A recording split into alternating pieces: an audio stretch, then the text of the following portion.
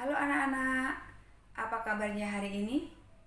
Ibu berharap kalian semuanya sehat. Sebelum kita memulai pembelajaran hari ini, perkenalkan nama Ibu Justina Eti Herawati, biasa dipanggil Ibu Justin atau Ibu Eti. Ibu ngajar di SMA Tirta Marta BPK Penabur. Hari ini kita akan belajar mengenai manajemen. Manajemen ada di buku Ekonomi 1 bab 9 halaman 303. Kalian bisa membukanya.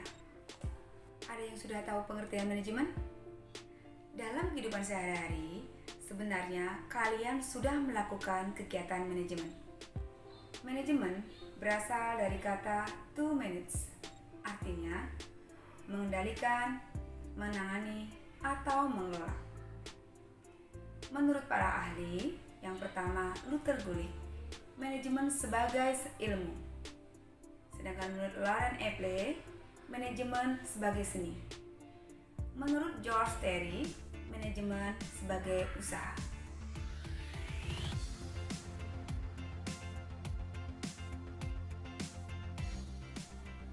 Jadi, sekarang kalian tahu kan? Kalau sebenarnya dalam kehidupan sehari-hari kalian sudah melakukan kegiatan manajemen. Misalnya, tadi kan manajemen artinya mengendalikan, menangani, atau mengelola. Misalnya, kalian mau berangkat ke sekolah. Kalian harus mengatur kapan kalian bangun, kapan kalian mandi, kapan kalian makan, dan jam berapa kalian harus tiba di sekolah. Itu adalah salah satu bentuk kegiatan manajemen. Sekarang, kita akan belajar unsur-unsur manajemen. Unsur-unsur manajemen terdiri dari 6M. Apa itu 6M? Yang pertama, man, material, mesin, method, money, dan market. Pernahkah kalian bayangkan siapa yang menggerakkan mesin? Siapa yang mengelola keuangan? Siapa yang menyiapkan bahan-bahan? Siapa yang mengatur metode pelaksanaan kegiatan? Siapa yang melakukan kegiatan pemasaran? Semuanya itu dilakukan oleh manusia. Jadi, manusia memiliki peranan penting dalam manajemen. Karena akar dari kegiatan dalam sebuah perusahaan atau organisasi adalah manusia. Dalam aktivitas sebuah perusahaan membutuhkan permodalan berupa uang. Uang dalam hal ini berkaitan dengan biaya produksi untuk pembelian bahan baku maupun penggajian para pekerja. Bahan. Pernahkah kalian berkunjung ke sebuah perusahaan memproduksi pakaian? Di dalam memproduksi pakaian, mereka membutuhkan bahan baku, misalnya kain ataupun benang. Mesin. Dalam era digital dan kemajuan zaman memaksa manusia untuk terus-menerus berkreasi dan berinovasi dalam produksi agar lebih efektif dan efisien. Oleh karena itu, peran manusia saat ini sudah banyak tergantikan oleh mesin-mesin yang canggih dengan teknologi yang mutakhir. Metode atau cara berkaitan dengan strategi. Oleh karena itu, metode atau cara merupakan sarana manajemen dalam mencapai tujuan. Market atau pasar. Unsur manajemen yang tak kalah penting adalah pasar. Agar mendapatkan keuntungan dari produk dan jasa yang kita hasilkan, maka harus memiliki pasar. Selain mencari pasar baru, kita juga harus mempertahankan pasar yang sudah ada. Untuk lebih jelasnya, kalian bisa baca di buku Ekonomi 1 halaman 303 sampai 304. Berikutnya kita akan belajar jenjang manajemen. Ada 3 jenjang dalam manajemen. Yang pertama, top manager. Yang kedua, middle manager. Yang ketiga, lower manager.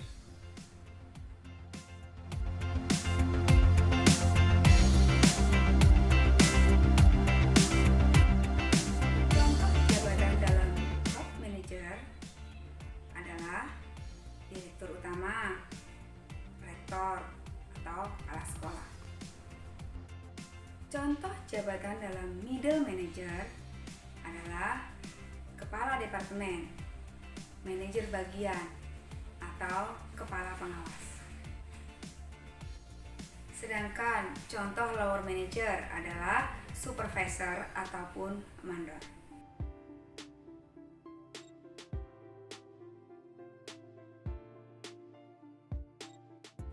Sekarang kita akan belajar prinsip-prinsip manajemen. Ada 14 prinsip manajemen menurut Henry Fayol. Untuk lebih jelasnya, kalian bisa baca bukunya di halaman 308.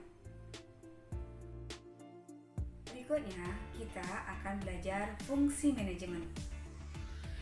Di buku kalian ada beberapa ahli yang mengemukakan tentang fungsi manajemen. Secara garis besar, fungsi manajemen ada 4. Yang pertama, perencanaan atau planning. Sebelum perusahaan membuka usahanya, pasti mereka akan membuat perencanaan. Kenapa dibuat perencanaan? Agar semuanya berjalan dengan baik.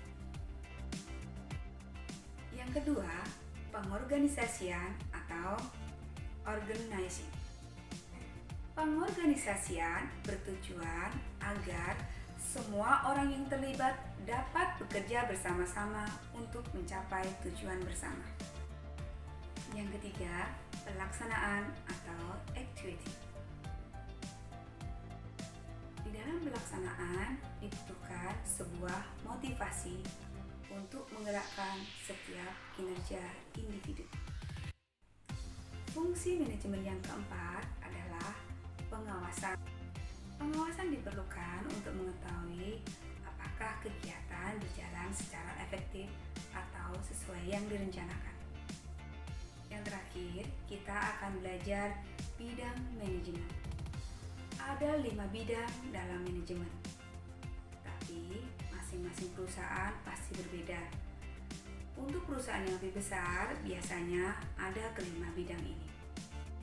Yang pertama, manajemen produksi. Yang kedua, manajemen pemasaran.